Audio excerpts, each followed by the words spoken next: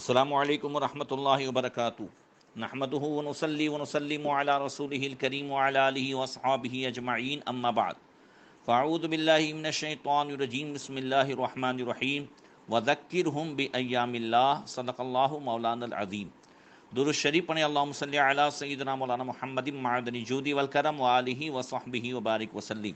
محترم سامعین، اکثر ہم اپنے ٹاپک کو روک کر کے جو جاری رہتا ہے، جیسا کہ ابھی گناہ کبیرہ کا ٹاپک جاری ہے، بیچ میں جن اللہ والوں کا دین آتا ہے اس پر گفتگو کرنے کی کوشش کرتے ہیں تاکہ ان کی زندگی سے ہم اور آپ فیض اٹھا سکیں اور ان کے فیضان سے مالا مال ہو سکیں۔ محرم الحرام کی 29ویں تاریخ چاند رات، یہ شہنشاہ گجرات حضرت سیدنا سید علی میرا داتا رضی اللہ تعالیٰ عنہ کی شہادت کا دن ہے۔ آپ کا عرس بڑی شان و شوکت سے منایا جاتا ہے۔ حضرت سیدنا سید علی میرا داتار حضرت امام علی نقی، جو اہل بیت کے 10ویں امام ہیں، ان کے خاندان سے ہے، حسینی گھرانہ ہے۔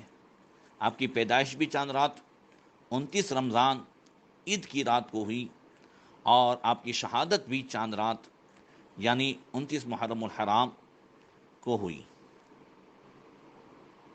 آپ کے دادا حضرت سید علم الدین، جن کا مزار شریف بھی وہیں حضرت میرا سید علی داتار رضی اللہ تعالیٰ عنہ کے مزار کے بالکل قریب میں ہے، وہ اپنے والد محمد دارین رحمۃ اللہ تعالیٰ علیہ کے ساتھ بخارا سے چل کر ہندوستان کے شہر لکھنؤ کے کڑا گاؤں میں تشریف لائے۔ اس زمانے میں زیادہ تر بزرگان دین بخارا سے اسلام کی تبلیغ کرنے ہندوستان آئے، اور جو کچھ بھی یہاں کہیں ہندوستان میں مسلمانوں پر ظلم و ستم ہوتا، انسانیت پر ظلم و ستم ہوتا، اللہ اور اس کے رسول صلی اللہ علیہ وسلم کے حکم سے وہ اکثر جو ہے ایران سے، بخارا سے، کہیں خراسان سے، کہیں سمنان سے، وہ حضرات چل چل کر کے یہاں پر تشریف لائے، اور جگہ جگہ انہوں نے اسلام کی تبلیغ فرمائی، ظالموں کو ان کے انجام تک پہنچایا۔ انہی میں سے حضرت سید علم الدین وہ تشریف لائے، اور حضرت قطب عالم حضرت شاہ عالم رحمۃ اللہ تعالی علیہ کے والد ماجد، وہ کزین ہوتے ہیں، وہ بھی اس زمانے میں گجرات میں تشریف لائے۔ حضرت قطب عالم اور حضرت علم الدین یہ چچیرے بھائی لگتے ہیں، ایک ہی گھرانے سے ان کا سلسلہ ہے۔ ہندوستان میں الگ الگ صوبے میں جا کر انہوں نے اسلام کی تبلیغ فرمائی، بھٹکے ہوئے مسلمانوں کو سیدھی راہ دکھائی۔ سید علم الدین صاحب کے والد صاحب کے وصال ہونے کے بعد حضرت سید علم الدین گجرات کے احمد آباد شہر میں آئے، اور وہاں پر قطب عالم سے ملاقات ہوئی۔ اس زمانے میں احمد آباد کا بادشاہ احمد شاہ تھا۔ قطب عالم حضرت علم الدین سے مل کر بہت خوش ہوئے، اور آپ نے حضرت علم الدین کی ملاقات بادشاہ احمد شاہ سے کروائی۔ حضرت احمد شاہ نے انہیں خانپور میں رہنے کے لیے جگہ دی، اور انہیں اپنی فوج میں سپہ سالار بنا دیا۔ حضرت سید علم الدین حضرت میرا داتار کے دادا بہت ہی پرہیزگار بزرگ تھے۔ اپنی فوج میں جتنے بھی سپاہی تھے انہیں دین کے راستے پر چلنے کی تاکید کرتے، نبی کریم صلی اللہ علیہ وسلم کی تمام سنتوں پر چلنے کی نصیحت فرماتے۔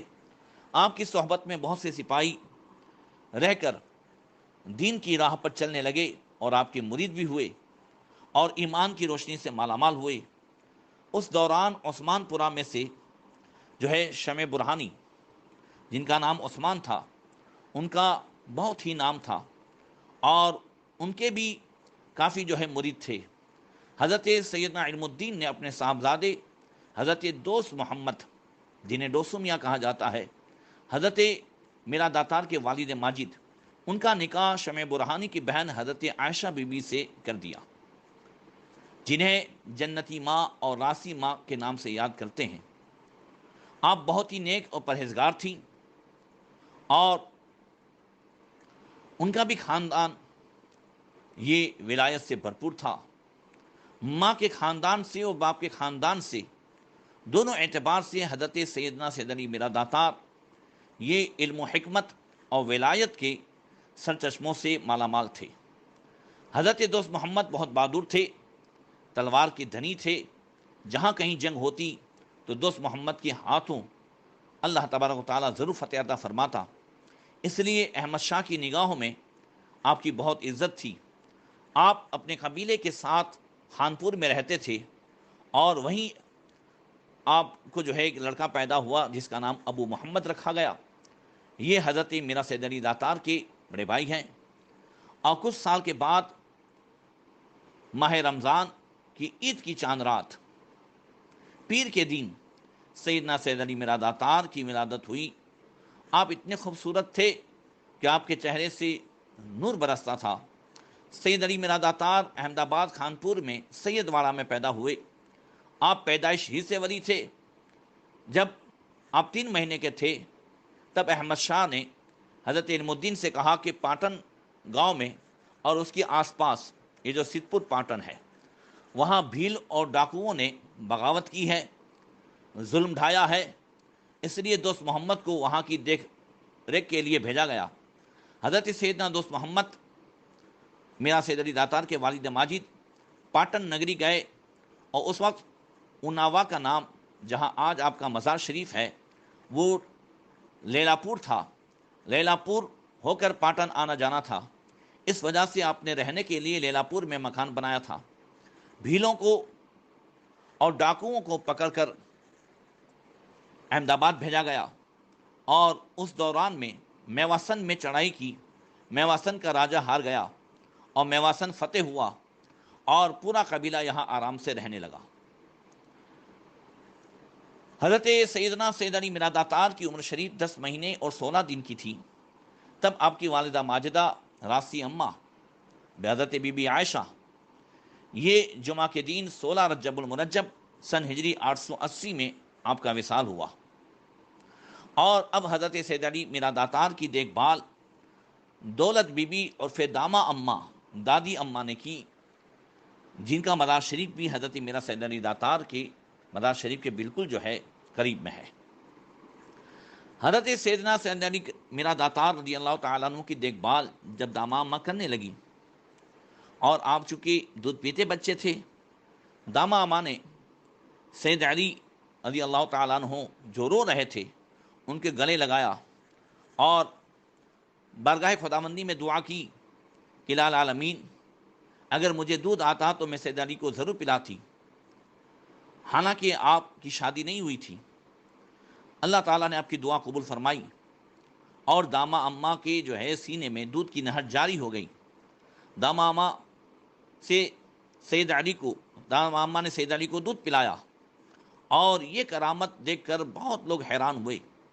انہیں یقین ہو گیا کہ یہ سید علی اللہ کے ولی ہیں، اور سید علی کے والد صاحب حضرت دوست محمد، انہوں نے حضرت داما اماں سے نکاح کیا۔ اب آپ کی تربیت آپ کی والدہ حضرت داما اماں فرمانے لگی، اور حضرت سید علی دادا جان کی بارگاہ میں بڑے ہوتے گئے۔ تعلیم اور تربیت آپ نے احمد آباد حاصل کی۔ آپ بڑے نیک اور پرہیزگار تھے، زیادہ وقت عبادت میں گزارتے۔ اس زمانے میں بھی جب آپ کی چھوٹی سی عمر تھی، کوئی بھی جو ہے تکلیف والا آپ کے پاس آتا، آپ دعا فرماتے، اس کی تکلیف دور ہو جاتی۔ اور بچپن کے عالم میں بھی کئی لوگ آپ کی صحبت سے دائرے اسلام میں داخل ہوئے۔ حضرت سید علی سے میرا داتار بچپن میں بھی وہی کام کرتے جس میں اللہ اس کے رسول کی رضا ہو۔ ہر قدم آپ کا سنت کے مطابق تھا، اور دنیا والوں کو صحیح دین کی راہ بتاتے۔ امام حسین رضی اللہ تعالیٰ عنہ کو جو ہے آپ بہت چاہتے تھے، آپ کے دل میں بھی یہ جذبہ تھا کہ مجھے بھی شہادت نصیب ہو، میں بھی اللہ کی راہ میں شہید ہو جاؤں۔ جہاں بھی آپ جاتے تو آپ کے اخلاق کو دیکھ کر لوگ نصیحت حاصل کرتے۔ اسی درمیان کا واقعہ ہے کہ احمد شاہ بادشاہ کا تو وصال ہوا، اور چھوٹی عمر میں احمد شاہ بادشاہ کا بیٹا سلطان محمود بیگڑا وہ گدی پر بیٹھے۔ محمود بیگڑا یہ بہت بہادر تھے، انہوں نے کئی قلعے فتح کیے، کئی گڑھ فتح کیے، اس وجہ سے بیگڑا کے نام سے مشہور ہوئے۔ اس وقت دلی کی گدی پر سلطان محمد لودھی ان کی حکومت تھی۔ ایک شخص دلی میں سلطان محمد لودھی کے دربار میں فریاد لے کر پہنچا، اور اس نے کہا کہ جہاں پناہ ایم پی مدھیہ پردیش کے ضلع دھار میں مانڈو گھڑ ایک علاقہ ہے، جہاں وہ 70 کلومیٹر کی جو ہے باؤنڈری میں بسا ہوا گاؤں، اس زمانے میں بہت بڑا گاؤں تھا، اور مانڈو گڑھ میں 12 چھوٹے چھوٹے گاؤں ہیں۔ اس میں مانڈو گڑھ کا راجہ مہندی کی حکومت ہے۔ راجہ مہندی بہت خونخوار، ظالم، انسانیت کا دشمن جادوگر ہے۔ وہ کسی مذہب کو نہیں مانتا۔ اس نے اپنے محل میں 24 فٹ کا ایک دیو بنایا ہے۔ اس کا روزانہ کا اصول تھا کہ ایک انسان کو قتل کر کے اس کے خون کا تلک اس دیو پر لگاتا، اور اپنے ماتھے پر بھی اسی جو ہے آدمی کا خون کا تلک لگاتا۔ ہر دن اس کے دیو کو ایک انسان کی بلی چڑھائی جاتی۔ یہ دیکھیں کہ جہاں انسانیت کا خون ہو رہا تھا، وہاں اللہ کے ولیوں نے ان ظلم و ستم کو مٹایا ہے۔ اس نے اپنے قید خانے میں کئی انسانوں کو جو ہے بندی بنا رکھا تھا، اور اس کے پاس بڑے تانترک، جادوگر اور جوگی رہتے تھے۔ جو بھی بادشاہ اس راجہ مہندی پر چڑھائی کرتا تو اس کی فوج بھی تھی، اور ساتھ ساتھ اس کے پاس جادوئی طاقت بھی تھی، لہذا اکثر کو شکست کا منہ دیکھنا پڑتا۔ اس جادوگر کے ظلم سے لوگ بہت پریشان تھے۔ اس شخص نے مانڈو گڑھ کی پوری داستان سلطان محمد لودھی کو سنائی۔ سلطان محمد لودھی نے اس شخص کو کہا کہ اس وقت احمد آباد میں سلطان محمود بیگڑا، جس کی بادشاہت ہے، بہت بہادر بھی ہے، جوان بھی ہے، اور جس نے ابتدائی میں کئی جگہ کو فتح کیا ہے، میں اس کے نام خط لکھ دیتا ہوں، جا کر کے دے دینا۔ سلطان محمد لودھی نے اس شخص کو محمود بیگڑے کے نام خط لکھ کر دیا۔ اس خط میں مانڈو گڑھ کے تمام حالات لکھ دیے، مانڈو گڑھ پر چڑھائی کرنے کے لیے بھی لکھ دیا۔ جب وہ شخص سلطان محمود بیگڑے کے دربار میں پہنچا اور خط دیا، خط پڑھنے کے بعد سلطان محمود بیگڑے کو بہت غصہ آیا۔ اس نے مانڈو گڑھ پر چڑھائی کرنے کی تیاری کی۔ حضور سیدنا سید علی میرا داتار کے والد ماجد حضرت دوست محمد کو پیغام بھیجا کہ 250 گھوڑے سوار لے کر آپ یہاں آ جاؤ۔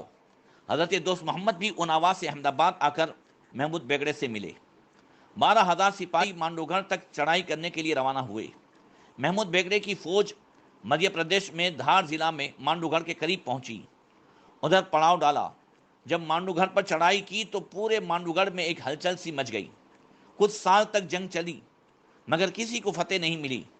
بادشاہ محمود جو ہے وہ بہت پریشان تھا، آخر کیا ماجرا ہے کہ فتح نہیں مل رہی ہے۔ اس نے ایک رات اللہ تعالیٰ کی بارگاہ میں رو رکعت دعا کی، اور فتح کیوں نہیں مل رہی ہے مالک پروردگار کی بارگاہ میں عرض کی، اللہ اکبر۔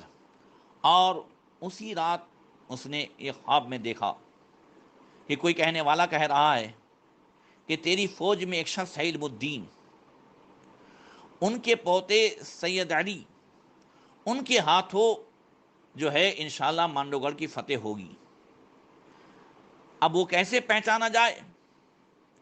تو اسے بتایا گیا کہ تو بیدار ہوگا، اس وقت لشکر میں آندھی چلے گی، سارے خیمے اڑ جائیں گے، مگر ایک خیمہ جو ہے وہ ایسے ہی سلامت رہے گا، اس میں جو بزرگ اس چراغ کی روشنی میں بھی قرآن کی تلاوت کر رہے ہوں گے۔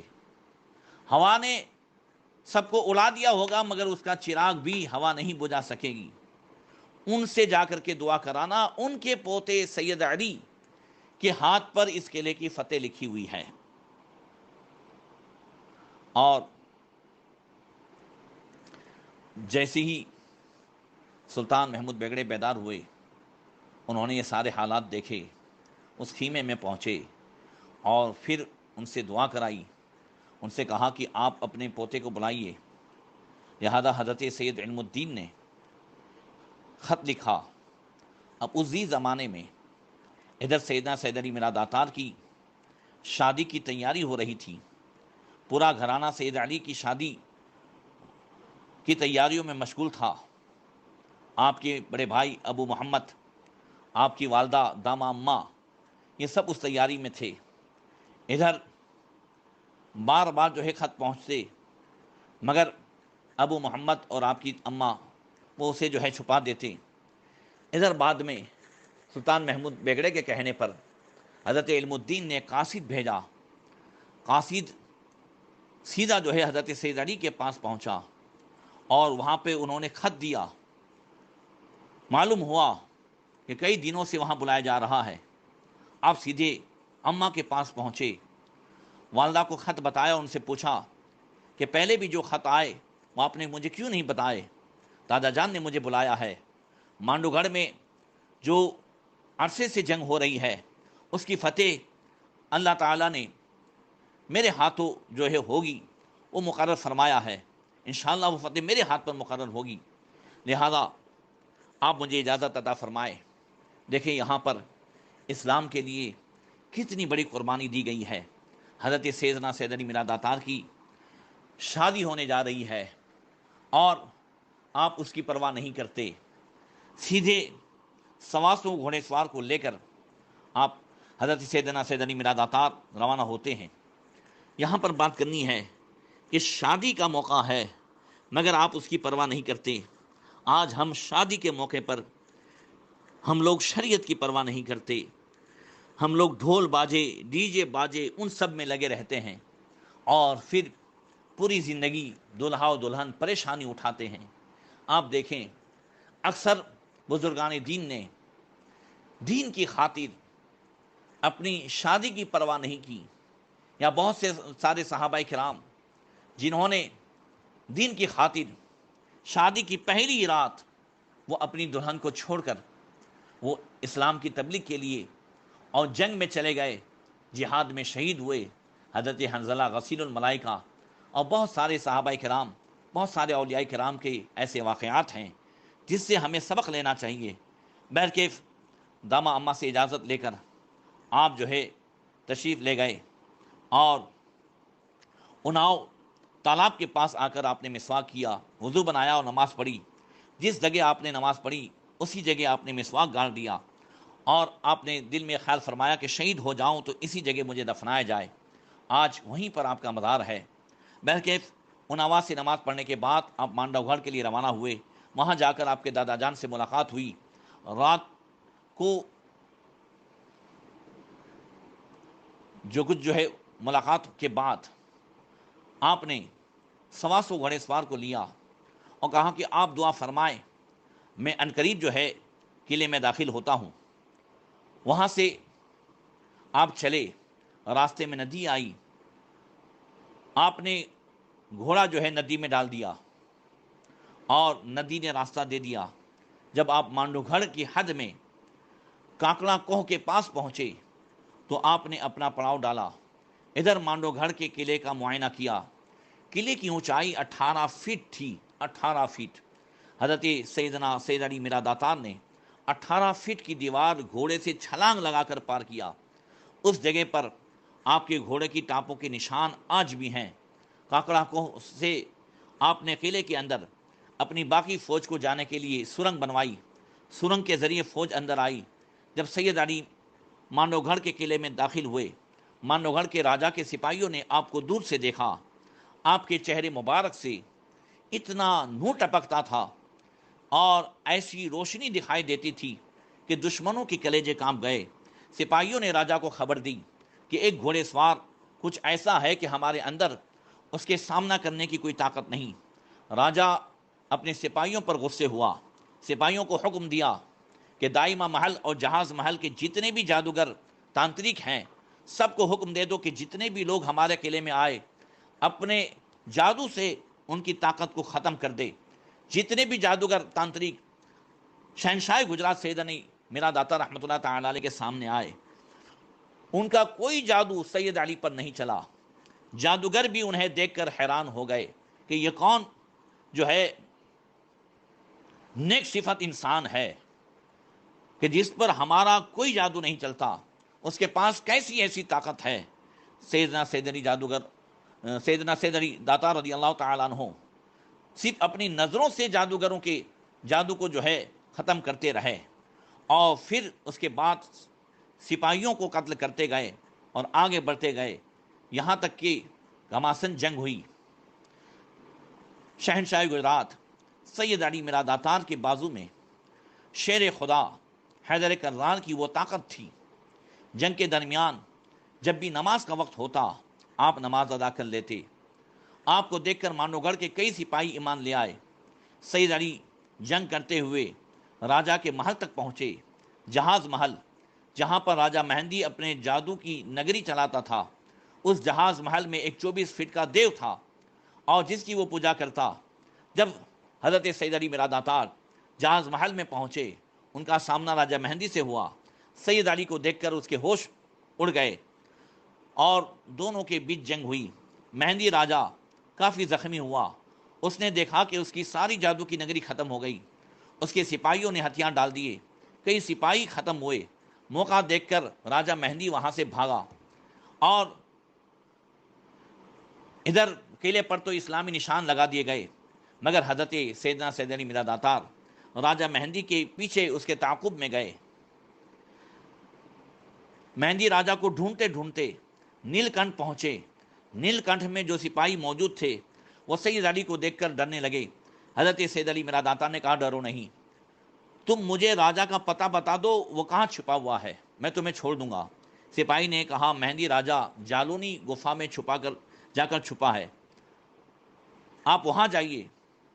ان لوگوں نے لوہانی گفا جو ہے وہ بتا دی۔ سید علی سید میرا داتار وہاں پہنچے اور ڈھونڈتے ڈھونڈتے جب لوہانی گفا پہنچے تو راجا اب پچھتانے لگا۔ سید علی کو دیکھ کر ڈر کے مارے کانپنے لگا۔ حضرت سید علی میرا داتار نے جا کر راجا کی چوٹی پکڑی اور اس نے جو ہے بات کرتے کرتے سب سے پہلے تو آپ نے فرمایا کہ تو نے انسانوں پر ظلم کیا، تو روزانہ ایک آدمی کا قتل کرتا، ظلم و ستم ڈھاتا، میں یہ سب جو ہے تجھے معاف کر دوں گا، شرط یہ ہے کہ تو ایمان لے آئے، کلمہ پڑھ لے، تیری بادشاہت بھی بچ جائے گی، تجھے چھوڑ دیا جائے گا۔ مگر اس نے جو ہے انکار کر دیا۔